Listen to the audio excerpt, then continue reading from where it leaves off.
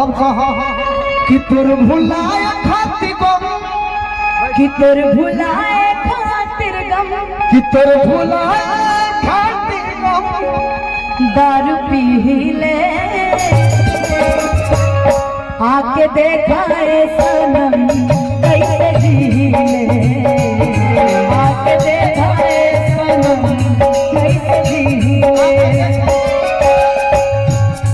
हम बोलिए कि गाना तारना सुने दिल ना लगई हम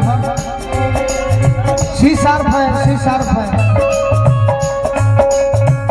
हो गाना भइल कि दिल ना लगई हम कहिया बोल प्यार में तोहरा पिटाई वाले घर से, प्यार में तोहरा पिटाई वाले घर से, मिलत नहीं की बात के डर से। एकरा कही तरीका ह प्यार में तहरा प्यार में तोहरा पिटाई वाले घर, देखो देखो सीधा मिलत नहीं की बाबूजी के डर से। झूठ ना कहना बाबूजी के खनी लगा के विदा करो। हम जानत गिर गई हम त सब का नजर से। सुना जानत रे खिसियई बूता अरे मर जाई तड़प के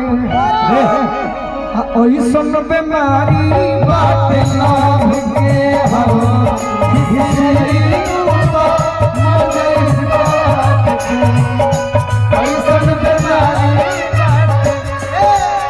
सुना सुना अगर हमरा से प्यार हुई तो प्यार में अक्सर बाबूजी माई मारे ला लो, लेकिन प्यार जहिया करबो नु ओ दिन एगो काम करी हम फानी ओई हो छरदवाली छत टप के फानी ओई हो छरदवाली छत टप के ओइसन बेमारी बात लोभ के हो प्यार में तोहरा पिटाई वाली घर से, नहीं की मिलत बाबूजी।